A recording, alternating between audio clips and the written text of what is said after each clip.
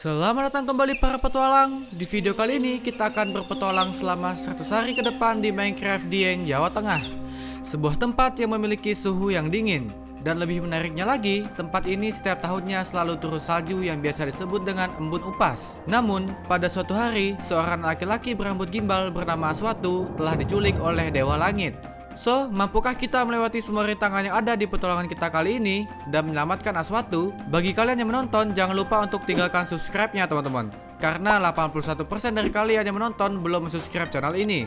Padahal satu subscribe dari kalian sangat berarti dan membuat gue lebih semangat ke depannya untuk membuat video menarik lainnya. Jadi tunggu apa lagi teman-teman? Segera ambil cemilan kesukaan kalian dan selamat menyaksikan.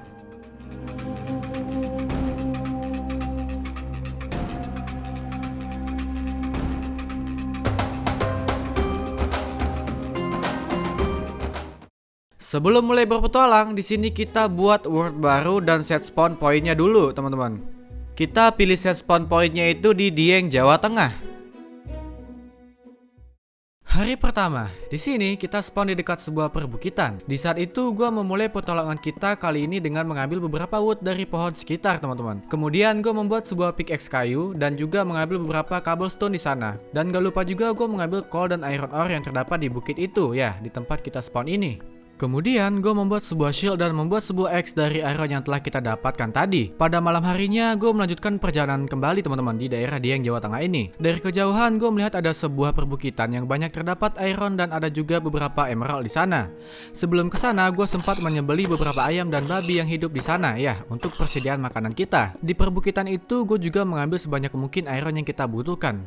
Dan ya, malam itu terasa sangat dingin sekali teman-teman. Keesokan paginya, cahaya matahari terasa hangat sampai ke tubuh. Pada hari itu, gue membuat armor dan iron yang kita dapatkan semalam. Kemudian dari kejauhan, gue melihat ada sebuah jalan yang mengarah ke sebuah pedesaan di tengah gunung. Karena penasaran, gue langsung aja pergi ke sana dan setibanya di tempat itu, tepat di depan gerbang masuk desa itu terdapat seorang penjaga. Di saat itu, gue pun bertanya kepada penjaga tersebut dan menjelaskan maksud dan tujuan kita bisa sampai ke desa itu. Berhenti, kamu tidak boleh masuk ke desa. Desa tidak bisa menerima orang asing yang tidak punya kepentingan, dikarenakan dalam waktu dekat akan diadakan sebuah upacara adat. Maka dari itu, kami tidak bisa menerima orang sembarangan yang datang ke desa. Maaf sebelumnya, izinkan saya untuk memperkenalkan diri. Saya Geza. Saya adalah seorang petualang. Saya terpisah dengan teman-teman saya. Maka dari itu tujuan saya datang ke sini, siapa tahu di desa ini ada petunjuk mengenai keberadaan teman-teman saya. Sebelumnya saya tidak ada niat jahat untuk merusak atau mengacau di desa ini. Kebetulan tadinya saya sedang berkelana, kemudian melihat desa ini dari kejauhan. Jika diperkenankan, bolehkah saya memasuki desa ini? Baiklah kalau begitu, kamu diperbolehkan untuk memasuki desa. Tapi ingat, jangan macam-macam, karena aku akan terus memperhatikanmu. Setelah diberi izin masuk oleh penjaga tadi, dengan perasaan senang dan takjub, gue langsung berjalan menelusuri desa yang asri tersebut. Kalau dilihat-lihat, desa ini tuh mempunyai model rumah yang sama dengan rumah adat di daerah tempat kemarin kita berpetualang, yaitu rumah adat Joglo. Ya, dikarenakan Dieng ini masih berada dalam ruang lingkup adat Jawa, teman-teman. Ya, lebih tepatnya di Jawa Tengah. Di desa tersebut gue bertemu dengan seorang anak laki-laki. Namanya adalah Aswatu. Aswatu adalah seorang anak laki-laki spesial. Ya, dia memiliki rambut gimbal. Selamat pagi, perkenalkan saya Geza. Ketika saya berkelana, saya melihat desa ini dari kejauhan. Maka dari itu, saya datang ke sini sekaligus untuk mencari petunjuk mengenai keberadaan teman-teman saya. Maaf jika kedatangan saya mengganggumu dan para warga desa di sini. Sejujurnya, saya tidak ada niat jahat ketika datang di desa ini. Selamat datang di desaku. Perkenalkan, aku Aswatu. Tadi kami cukup ketakutan ketika penjaga memberitahu ada seseorang datang ke desa ini. Dan ternyata itu kamu. Dikarenakan sebentar lagi ada upacara adat yang akan dilaksanakan di desa ini. Maka dari itu kami warga desa harus berhati-hati. Oh iya Aswatu, kalau boleh tahu rambutmu indah sekali. Dan kenapa rambutmu gimbal seperti itu? Menurut para warga dan desa kepercayaan kami, mereka memandangku anak yang spesial karena aku memiliki rambut yang gimbal. Wah, kamu beruntung sekali mempunyai rambut seindah itu. Aku jadi pengen juga punya rambut gimbal seperti itu, Aswatu. Kemudian di sini Aswatu mengajak gue untuk berkenalan dengan Mbah Gana. Beliau adalah seorang tabib dan bisa dibilang juga sesepuh di desa ini. Perkenalkan, saya adalah tabib di desa ini. Datanglah ketika upacara adat rutan itu dilaksanakan. Karena di saat itulah, rambut gimbal Aswatu akan dipotong. Tentu saja, kami sangat senang sekali jika kamu hadir di upacara adat itu. Baiklah Mbah, sebelumnya saya mengucapkan terima kasih karena telah diundang untuk datang ke upacara itu. Saya berjanji akan datang. Singkat cerita, Aswatu mengundang kita untuk datang ke sebuah upacara. Ya, upacaranya adalah upacara tradisi ruwetan, yang dimana di upacara itu rambut gimbal Aswatu akan dipotong. Intinya itu adalah sebuah upacara yang menjadi tradisi masyarakat lokal di daerah Dieng Pleteo ini, ya, Dieng, Jawa Tengah. Setelah senang mendapatkan teman baru tadi, di sini gue kembali melanjutkan perjalanan mencari tempat yang cocok untuk kita membuat rumah. Di sebuah tempat, langkah gue terhenti karena takjub melihat pemandangan sekitar yang indah banget, teman-teman.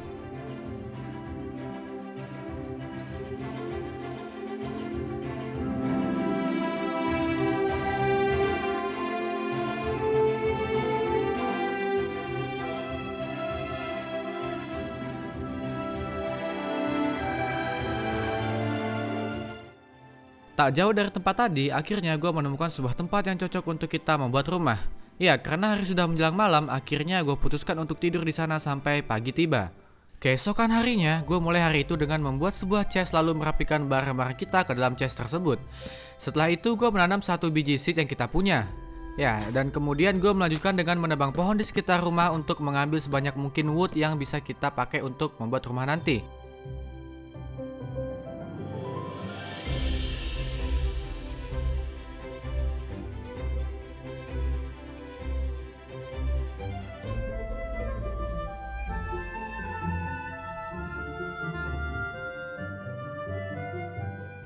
Jadi spot tempat yang akan kita bikin rumah ini, di sekelilingnya itu terdapat semua jenis kayu, teman-teman.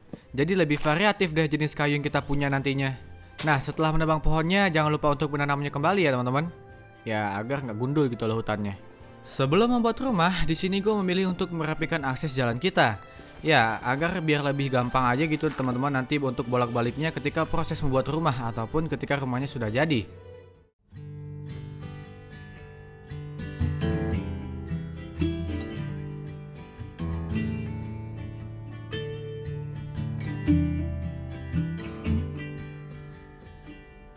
Rusty red on her shoulder, I was cleaning her shoe when it clicked on the trot over in the bright morning dew. We brushed and we braided dandelions and chewed. It was a mutual arrangement we both saw into.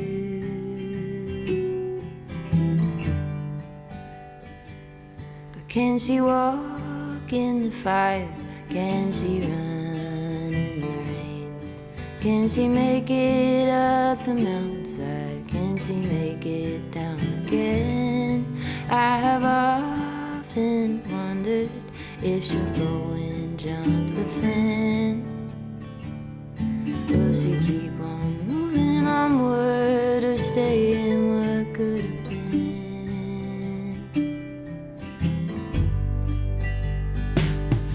Broke my arm in December. We were running for the thrill. You turned in the canyon to the snowbank where I fell. Even still, I remember knowing she could feel it too. Was a mutual arrangement. Nah, setelah mengkuli dengan waktu yang cukup lama, akhirnya rumah kita pun jadi, teman-teman. Untuk rumah kali ini sih gue suka banget ya. Ya karena selain spotnya yang bagus dan juga ditambah style rumahnya itu gue bikin medieval dan Jepangan gitu. Ya padahal sih ngasal banget sih ini bikinnya sumpah. Nah kalau kalian suka dengan rumah kita kali ini tuh jangan lupa komen di bawah ya teman-teman. Nah untuk interior rumahnya sendiri sih belum banyak yang gue tambahin teman-teman. Dikarenakan keterbatasan resource juga gitu kan. Dan jujur aja sih kalau untuk urusan interior, gue akuin deh gue tuh orangnya kurang jago untuk ngedesain interior ya teman-teman. Nah, tapi di rumah itu paling enggak gue bikin ada tempat buat storage roomnya. Jadi barang-barang kita itu bisa lebih rapi deh. Nah, di sini gue juga membuat di lantai 2 rumah kita itu view-nya langsung menghadap ke sungai di bawah itu. Ya, jadi kalau kita baru bangun tidur terus ngopi sambil lihat pemandangan yang indah gitu kan asik banget dah. Di hari berikutnya gue pergi ke area dekat rumah kita. Ya, agak ke hutan dikit sih. Nah, yaitu gue pergi ke sana untuk mencari biji seed sebanyak mungkin. Karena kita akan membuat yang namanya wheat farm. Ya, apalagi kalau bukan untuk membantu persediaan makanan kita ke depannya. Nah, setelah semuanya beres, gue menemukan sebuah area yang kayaknya cocok untuk membuat ladang wheat.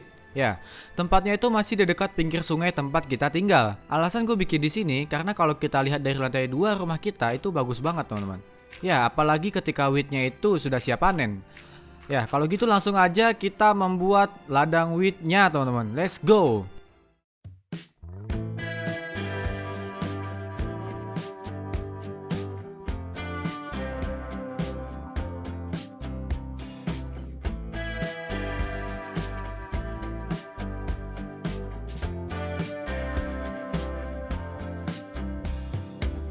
Bright pads on bare legs, you're like Charlie Horsing. Cheap trick you played. I love you in a big way, but you really didn't have to go and be like that. Be like that. Be like that. Be like that. Akhirnya selesai juga ngebuat ladang wheatnya, teman-teman. Pas banget lagi hari itu hujan pada malam harinya. Jadi pilihan terbaiknya adalah saat ini tuh kita ya mending tidur aja gitu kan cuy ya.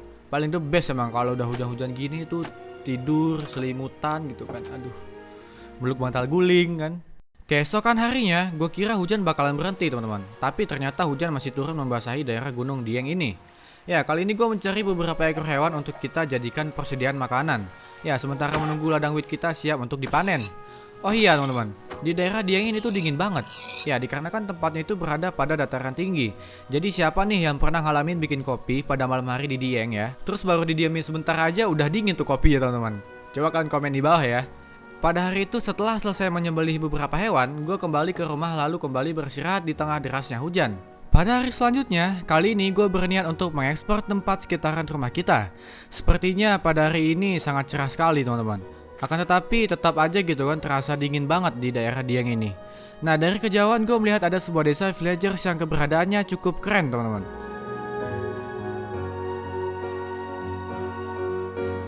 Sebelum pergi ke desa villagers itu, gue pergi menelusuri jungle temple yang ternyata keberadaannya tak jauh dari rumah kita. Di dalam jungle temple itu gue menemukan 2 emerald dan juga saddle. Lumayan lah ya, nanti kalau kita pengen melihara kuda, jadi udah ada saddle-nya deh. Nah, setelah keluar dari jungle temple itu, hari pun sudah menjelang malam. Dan akhirnya gue putuskan untuk tidur di atas pohon. Ya, baru deh besok paginya kita pergi menuju desa villagers itu. Ketika pagi tiba, gue langsung turun menggunakan akar yang tumbuh di sebuah pohon. Kemudian bergegas pergi ke desa villagers itu. Dan sesampainya di sana, gue kaget banget menginjak salju yang terdapat di desa itu, teman-teman. Dan gue juga baru ingat, hujan pada 2 hari sebelumnya itu adalah hujan terakhir sebelum memasuki musim kemarau yang panjang. Dan kaitannya dengan turun salju ini adalah, jadi ketika puncak musim kemarau di daerah Dieng sendiri itu terkenal dengan turunnya embun upas yang menyerupai salju. Ya, fenomena ini terjadi biasanya pada pertengahan tahun, yaitu pada bulan Juli hingga Agustus. Embun upas ini juga menjadi fenomena yang langka dan menjadi daya tarik tersendiri untuk wisatawan datang ke daerah Dieng Jawa Tengah ini. Pantes aja teman-teman dingin banget dari kemarin. Sejauh kita berpetualang di Nusantara, ternyata banyak banget ya teman-teman keunikan dan keberagaman budaya di setiap daerahnya. Ya, kita harus bangga sih dengan negara Indonesia kita ini. Oh ya, karena embun upas ini tuh sudah membuat gua takjub duluan. Dan kayaknya para penduduk di desa ini tuh juga kelihatannya pada sibuk gitu kan. Jadi gua ambil aja tuh hebel yang ada di sana. Lumayan lah kan buat persediaan makanan kita. Soalnya habis ini kita bakalan pergi mining, jadi butuh persediaan makanan yang banyak. Setelah pergi dari desa villagers tadi, di sini gue melanjutkan untuk pergi mining. Tempat miningnya itu dekat area rumah kita. Nah, sesampainya di sebuah titik di dalam cave itu, gue menemukan moss block yang tumbuh di sana. Langsung aja gue coba gali ke bawah dan ternyata tempatnya itu tembus ke sisi bagian cave lainnya, yaitu di last cave. Ketika baru aja sampai di bawah, gue langsung disambut oleh pisang hijau nih teman-teman. Ya, creeper. Tadinya sih gue pikir creepernya itu udah hilang kan, tapi ternyata creepernya itu malah naik ke atas. Kayaknya baru kali ini deh gue ngeliat ada creeper gitu kan yang kayak ya kayak gini naik ke atas gitu. Pinter juga deh, tapi kocak sih kalau dilihat. Nah, singkat cerita, gue menelusuri cave tersebut dan pada akhirnya gue berhasil menemukan diamond pertama kita. Walaupun satu, tapi ini menjadi awalan yang bagus tentunya teman-teman. Kemudian langkah gue terhenti lagi di sebuah sisi cave yang lain yang tampaknya begitu indah di sini. Ya, enak aja dipandangnya. Kalau ditanya tempat favorit gue di Minecraft, jawabannya yaitu adalah ya Last Cave. Salah satu tempat yang gue paling suka di Minecraft. Entah kenapa ketika melihat Last Cave itu indah banget ya pokoknya cuy. Oke, ketika mining gue juga dikeroyok sama komplotan creeper yang meledakkan dirinya satu sama lain. Mungkin karena hoki, di sini gue malah menemukan diamond akibat ledakan dari creeper itu. Nah gini dong, sekali-kali berguna kayak gitu jadi pisang hijau, jangan bikin kaget doang gitu kan. Dan ya akhirnya gue melanjutkan mining kembali dengan mengambil beberapa diamond lagi dan beberapa ore lainnya yang kita butuhkan. Sepulangnya dari mining, di sini gue kebingungan karena melihat langit dan waktu yang bergerak begitu cepat. Kejadian ini membuat gue teringat dengan kisah kita di Kalimantan. Ya, karena ini adalah pertanda yang tidak baik tentunya teman-teman. Melihat hal tersebut, gue langsung bergegas menuju rumah kita. Dan bener aja, sesampai di rumah, gue melihat ada beberapa makhluk berwujud goblin yang telah menanti kedatangan kita. Ketika gue coba deketin, mereka pun menyerang. Dan ya, ada salah satu makhluk lagi yang ukurannya lebih besar teman-teman dari yang lainnya. Kayaknya dia ini tuh adalah pemimpin dari pasukannya deh. Siapa ya yang mengirim mereka untuk datang ke rumah kita ini? Dan by the way, serangan dari makhluk ini tuh yang berwarna hijau itu sakit banget cuy, sumpah. Darah kita aja tuh sampai sekali hit itu langsung hilang 4 bar sekaligus teman-teman. Untung aja di sini gerakan dari makhluk itu sangat lambat. Jadi gue bisa memanfaatkan kelemahannya itu dan menyerangnya dengan menjaga jarak terlebih dahulu.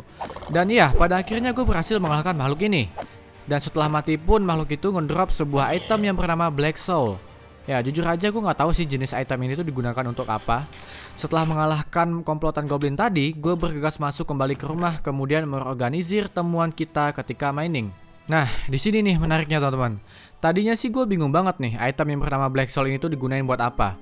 Terus gue coba aja gitu kan, ngebuat item ini tuh dengan menggunakan Recept Swords gitu. Dan ternyata bisa dong. Udah gitu standar senjatanya itu lumayan GG. Oh iya, nama senjatanya itu adalah Black Soul Weapon. Selain itu gue juga membuat sebuah shield dan ternyata juga bisa teman-teman. Nah setelah itu gue membuat full armor diamond. Ya belajar dari situasi tadi yang kita hadapin ketika melawan goblin. Sekarang kita tentu saja butuh armor yang lebih kuat untuk jaga-jaga ke depannya. Nah setelah selesai membuat armor dan senjata tadi gue langsung beristirahat. Keesokan harinya langit kembali bergerak dengan sangat cepat. Berarti bener dugaan gue teman-teman. Kayaknya ada sesuatu yang gak beres sedang terjadi. Ya, ketika gue coba untuk cek keluar, ternyata ada seekor naga berwarna merah yang menunggu kita di luar. Ya, sumpah sih, melihat wujud dari naganya aja gue ngerasa serem banget. Jadi gue harus berhati-hati ketika mendekati naga itu. Naga itu bilang kalau dia itu diutus oleh Aswatu untuk menjemput kita. Oh iya, gue sampai lupa kalau kita sudah berjanji kepada Aswatu untuk menghadiri upacara pemotongan rambut gimbalnya itu. Ya, singkat cerita, setelah membaca pesan dari Aswatu, gue pergi menuju desa dengan menaiki naga tersebut.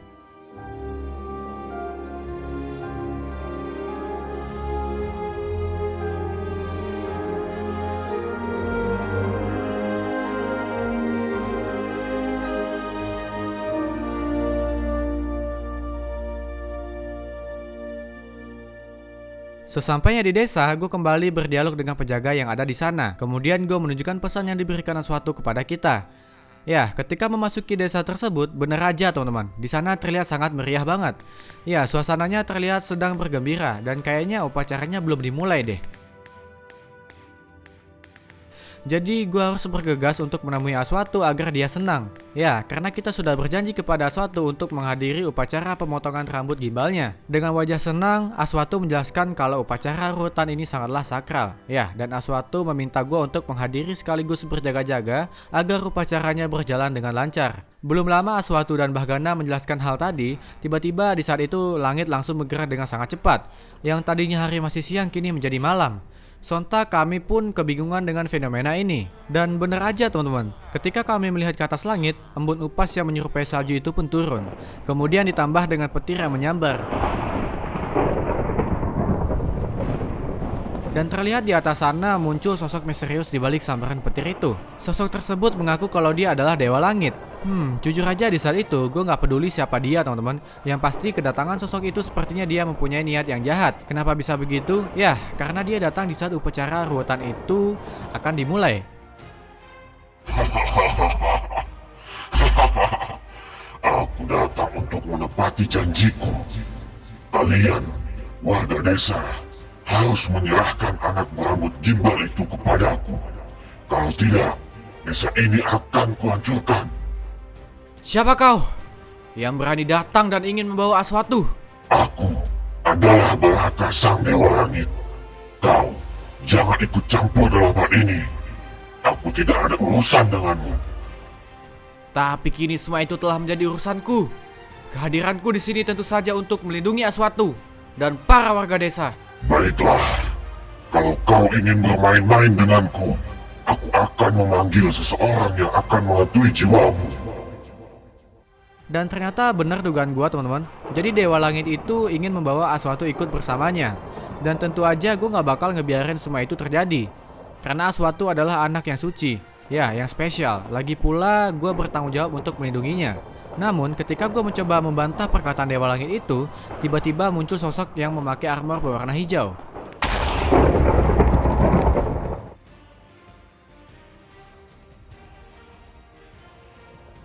Dan ketika orang itu melepaskan helmnya, gue kaget banget teman-teman. Karena tepat di depan sana gue melihat sosok yang gue kenal. Adinata? Kok bisa ya Adinata ikut bersama Dewa Langit ini? Ketika gue panggil, Adinata tidak mengenali kita teman-teman. Setahu gue kita bertiga, gue, Adinata dan Argani memang terpisah di saat kami berhasil mengalahkan Antaboga. Ya, kemudian ada angin tornado yang menyeret kami ke atas. Nah, ketika gue coba memanggil dan menyadarkan Adinata, tiba-tiba angin tornado itu kembali muncul dan menyeret gue teman-teman dan Aswatu ke atas. Adinata, Aswatu!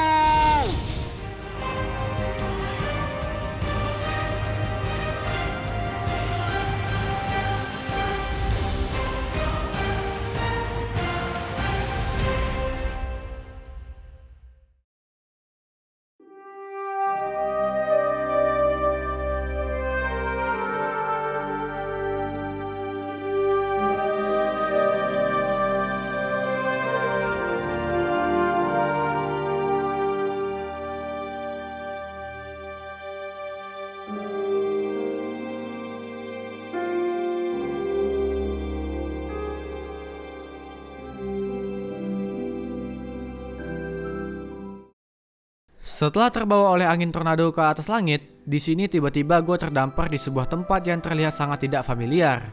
Tempatnya sangat indah, dipenuhi dengan tumbuhan glowberry dan laskev.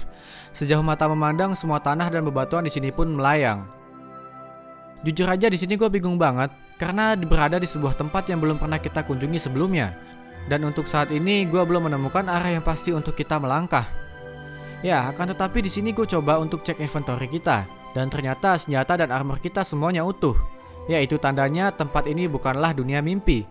Setelah memakai armor dan senjata kita, gue melanjutkan perjalanan untuk menemukan arah dan petunjuk di tempat ini.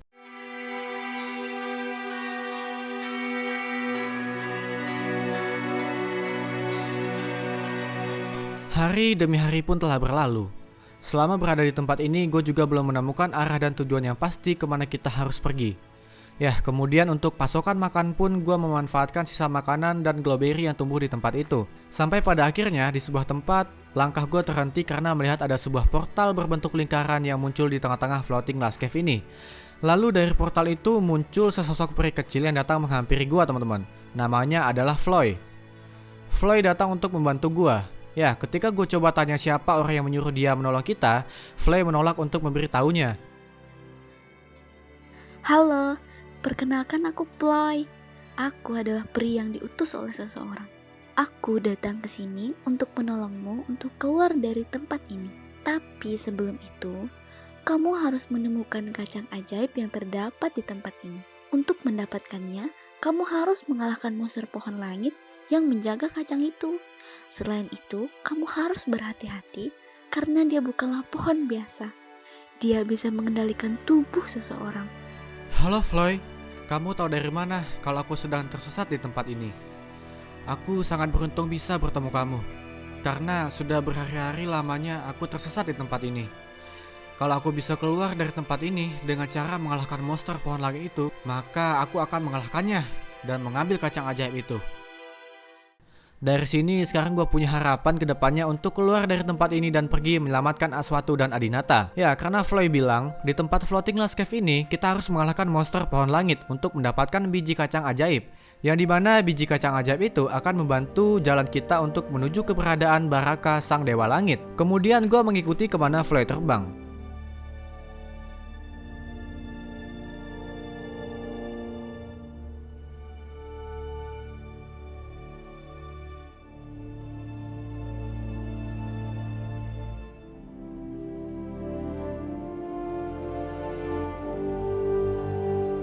Dan pada akhirnya sampailah gue di sebuah tempat di floating last cave ini.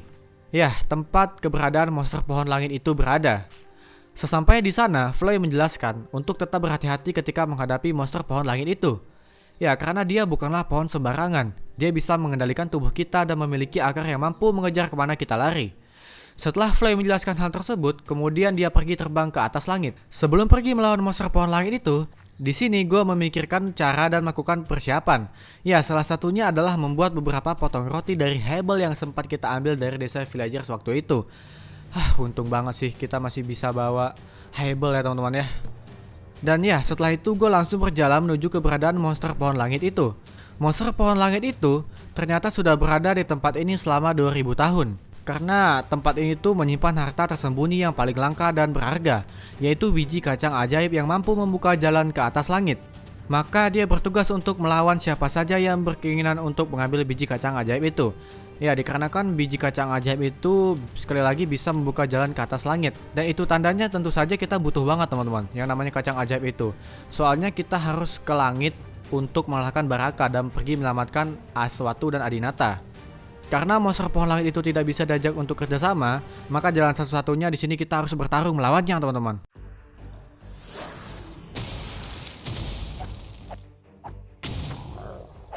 Skill yang dikeluarkan oleh monster pohon langit ini, dia bisa mengeluarkan akar yang mampu mengejar kemana kita lari, teman-teman. Jadi kita harus lebih berhati-hati untuk setiap gerakan yang kita buat, agar akar itu tidak bisa menggapai kita.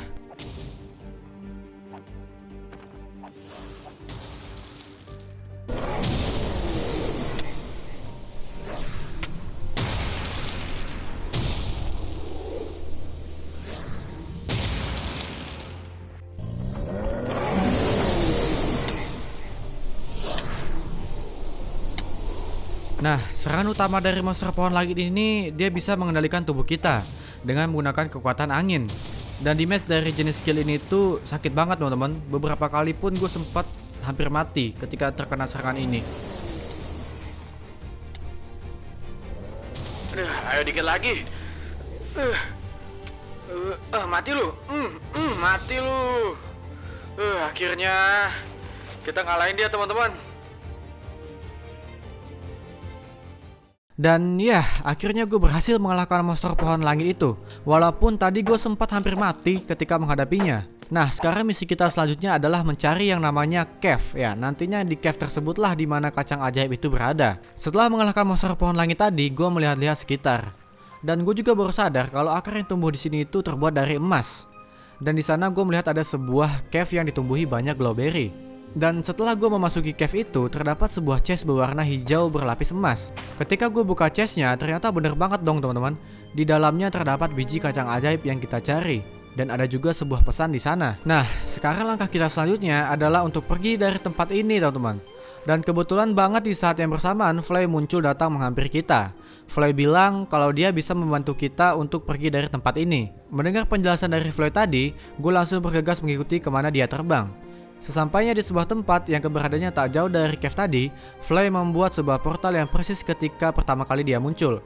Ya, kemudian gue memasuki portal tersebut. Setelah memasuki portal itu, gue tersadar di sebuah tempat. Di sana gue bertemu dengan seorang kakek-kakek. Beliau bilang gue tak sadarkan diri sudah 3 hari lamanya. Nama kakek tersebut adalah Mbah Kliwa. Akhirnya kamu bangun juga anak muda. Kamu sudah 3 hari lamanya tak sadarkan diri. Baiklah, agar tubuhmu kembali pulih, lebih baik kamu istirahat saja pada malam ini. Sebelumnya, saya berterima kasih Mbah, karena telah merawat saya ketika tidak sadarkan diri. Kalau begitu, saya akan kembali beristirahat sambil memikirkan rencana untuk kedepannya. Mbah Kliwa lah yang merawat gua ketika tak sadarkan diri. Ya, pada hari itu kebetulan juga sudah malam, dan tak banyak juga perbincangan yang terjadi pada malam itu. Akhirnya Mbah Kliwa pun menyuruh kita untuk beristirahat. Keesokan paginya, tubuh gua terasa lebih baik dari sebelumnya. Nah, dari kejauhan gue melihat Mbah Kliwa sedang duduk sambil melihat kali yang terdapat di desa itu. Di saat itu gue langsung menghampiri Mbah Kliwa. Dengan penuh harapan gue bercerita dan menjelaskan kepada Mbah Kliwa tentang semua yang kita alami. Mbah Kliwa juga mengetahui tentang biji kacang ajaib itu. Selamat pagi Mbah. Bolehkah saya tahu bagaimana Mbah bisa menemukan saya? Aku menemukanmu di dekat sungai. Saat itu, kamu hanyut terbawa arus sehingga sampai ke desa ini. Bisakah kamu ceritakan bagaimana kamu bisa sampai hanyut seperti itu? Seingat saya, saat itu saya sedang berada di sebuah tempat yang namanya tak tahu apa tempat itu. Kemudian saya bertemu dengan sosok pria kecil. Dialah yang membantu saya untuk keluar dari tempat yang saya ceritakan tadi. Lalu saya menghadapi monster pohon langit dan mengambil biji kacang ajaib darinya. Dan setelah itu saya memasuki sebuah portal yang dibuat oleh pria kecil tadi. Dikarenakan saya membutuhkan kacang ajaib itu untuk pergi ke langit. Ya, untuk mengalahkan Barakah. Dia telah menculik teman-teman saya. Kalau begitu, aku akan membantumu. Musuh yang kamu hadapi saat ini bukanlah sosok yang biasa. Dia adalah Barakah, sang dewa langit. Kamu harus pergi untuk mendapatkan armor Akasa. Keberadaan armor itu ada di Candi Arjuna. Tapi ingat, ketika kamu sampai di sana, kamu harus memberikan surat yang aku berikan kepada penjaga yang ada di sana. Dengan begitu, dia akan mempersilahkanmu untuk mengambil armor Akasa itu. Mbah Kliwa memberitahu kita untuk segera pergi ke Candi Arjuna. Wah, dan ya, kenapa ke sana? Soalnya di Candi Arjuna itulah kita bisa mendapatkan armor Akasa yang sakti dan kuat. Nantinya armor Akasa itulah yang akan mempermudah langkah kita menghadapi Barakah sang dewa langit. Setelah menjelaskan itu semua, Mbah Kliwa memberikan beberapa potong roti untuk bekal kita selama di perjalanan mencari Candi Arjuna itu. Dan yang bikin gue merinding di sini adalah ketika gue baru aja berjalan sebentar dan menjauh dari Mbah Kliwa, tiba-tiba beliau menghilang tanpa jejak. Dengan bingung gue mencari-cari keberadaan Mbah Kliwa, akan tetapi semua itu sia-sia. Mbah Kliwa benar-benar pergi menghilang tanpa jejak. Setelah melewati perjalanan yang cukup lama, akhirnya gue berhasil menemukan keberadaan Candi Arjuna itu, teman-teman. Ya, ketika memasuki komplek Candi Arjuna itu, gue bertemu dengan ksatria berkuda yang berjaga di sana. Sumpah sih guys, di sini gue merinding banget ketika melihat sosok itu. Tapi beruntungnya di sini gue dikasih arahan oleh Mbah Kliwa. Jadi kalau kita bertemu dengan sosok penjaga di candi itu, kita harus memberikan sebuah surat atau pesan dari Mbah Kliwa, yaitu agar kita aman dan diberikan izin untuk memakai armor Akasa itu. Setelah diberikan izin untuk masuk, gue langsung pergi ke salah satu ruangan di Candi Arjuna itu. Dan bener aja teman-teman, di sana terlihat ada armor Akasa yang dimaksud oleh Mbah Kliwa. Setelah berhasil mengambil dan memakai armor Akasa itu, gue berpamitan kepada ksatria berkuda yang menjaga tempat ini dan tak lupa juga untuk mengucapkan terima kasih. Sekarang perlengkapan kita semuanya sudah hampir siap teman-teman. Sebelum menggunakan biji kacang ajaib itu, di sini gue menyembelih beberapa ekor sapi dan hewan lainnya. Ya, dikarenakan kita butuh daging mereka untuk dijadikan persediaan makanan selama perjalanan menyelamatkan Aswatu dan Adinata. Dan sementara menunggu semua daging itu matang, di sini gue sedikit berlatih dan menyesuaikan diri untuk memakai armor dan tombak Akasa ini.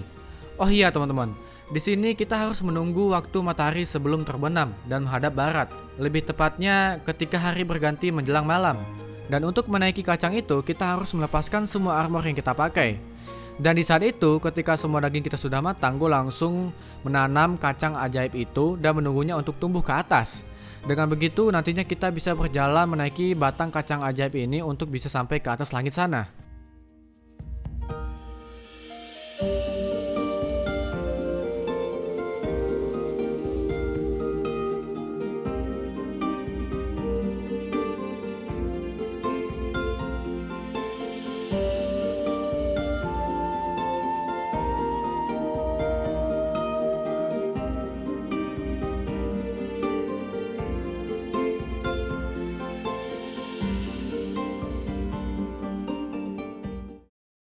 Setelah melewati beberapa hari untuk bisa sampai ke atas langit, yaitu dengan berjalan di batang kacang ajaib itu, akhirnya gue sampai pada titik tertinggi di atas langit, teman-teman.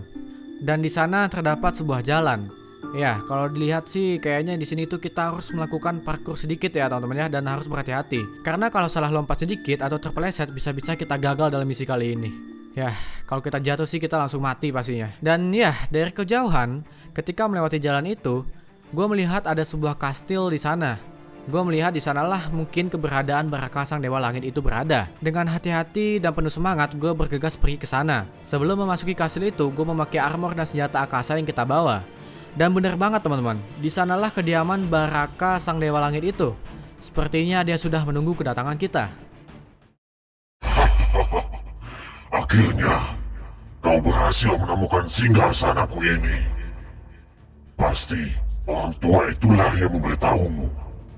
Kau pikir dengan tombak dan armor akasa itu bisa mengalahkanku? Tidak semudah itu, anak muda. Aku telah beribu-ribu tahun lamanya berkuasa di atas langit ini. Dan untuk teman-temanmu, mereka akan kujadikan budak. Kemudian, jiwa mereka akan kupakai untuk ritual persembahan untuk membangkitkan Raja Kegelapan yang abadi. Dengan semua itu, maka dunia atas dan dunia bawah akan menjadi milik kami, para bangsa Dewa Iblis.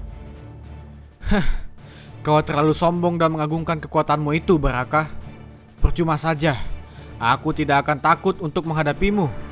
Kau telah salah langkah dengan menculik teman-temanku. Menyedihkan sekali. Kau bilang kekuatanmu lah yang paling kuat. Akan tetapi, kau juga ingin membangkitkan Raja Kegelapan kembali yang telah aku kalahkan. Apakah kau ragu dengan kekuatanmu itu? Kau pikir karena telah mengalahkan Poseidon, kau juga bisa mengalahkanku? Aku adalah Dewa Langit yang tak tertandingi. Maka dari itulah keberadaanku ada di atas sini. Semua itu karena kekuatanku melebihi Dewa Iblis yang ada di bawah sana. Majulah dan buktikanlah kekuatan armor sampah itu. Kau tidak akan bisa menyelamatkan teman-temanmu. Aku akan mengalahkanmu, Baraka, dan membawa kembali teman-temanku. Karena aku sudah berjanji kepada mereka. Kau tidak akan mungkin bisa mengalahkanku. Melihat dari serangannya, Baraka ini dia hampir sama dengan Poseidon, teman-teman. Dia menggunakan petir sebagai jurus utamanya. Untung aja kita mempunyai armor akasa. Efek dari armor ini ketika kita terkena fall damage, dia akan memberikan movement speed. Yah, itu sangat membantu kita sekali, teman-teman. Rasakan ini. Petirku ini akan membuat tubuhmu semakin lama akan melambat dan membuat rusak armor akasa itu.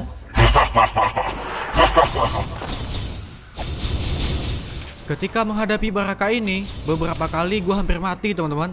Karena serangannya itu selain bisa mengeluarkan petir, dia juga bisa melempar kita ke atas, yang membuat terkena fall damage. Di sini gue mengulur waktu dengan berlari, ya untuk menunggu darah kita kembali pulih. Dengan begitu, kita bisa kembali menyerang Baraka ini. Sepertinya Baraka itu benar-benar murka, teman-teman. Dia mengeluarkan petir banyak sekaligus. Tapi kita nggak boleh takut apalagi sampai menyerah. Karena tinggal selangkah lagi kita berhasil menyelamatkan Aswatu dan Adinata. Aku tidak akan menyerah. Rasakan ini, Baraka. Ya.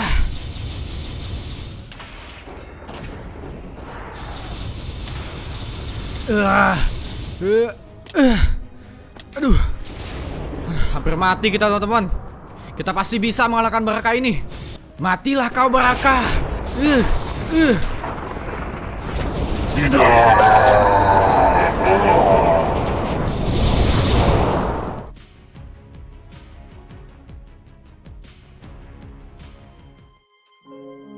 Setelah mengalahkan Baraka Sang Dewa Langit, gue langsung pergi menuju keberadaan Aswatu dan Adinata yang disekap. Ya, kemudian gue membebaskan mereka berdua. Di sela-sela kami bertiga berdialog, tiba-tiba Flay muncul kembali. Flay bilang kepada kami bertiga untuk segera pergi dari tempat ini, karena sebentar lagi tempat ini akan hancur. Ya, kemudian Flay membuat sebuah portal untuk kami bertiga menuju pulang. Kemudian dengan bergegas, gue, Aswatu dan Adinata langsung memasuki portal yang telah dibikin Flay tadi.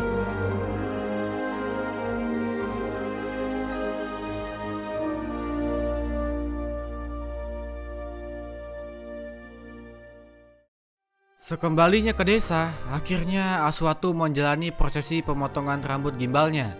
Selain itu, Adinata sekarang juga sudah berhasil kita selamatkan.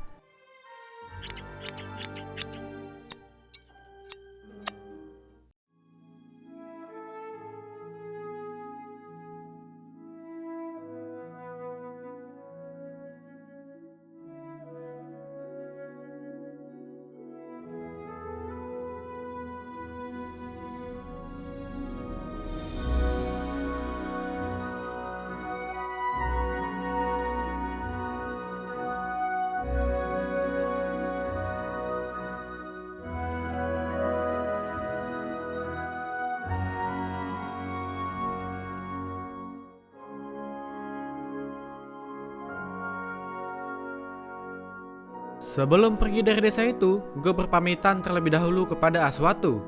Karena kita masih mempunyai misi untuk mencari keberadaan Argani. Geza, Adinata, terima kasih sudah membantuku. Aku sangat senang sekali bisa bertemu dengan kalian. Karena pertemanan kita ini adalah kado yang terindah untukku. Aku berjanji akan tumbuh menjadi laki-laki yang kuat seperti kalian, lalu menjaga desaku ini. Pergilah ke sebuah tempat di mana ada sebuah danau yang sangat luas. Keberadaan danau itu ada di Pulau Sumatera. Kalian akan menemukan Argani di sana. Hanya informasi itu yang dapat aku berikan.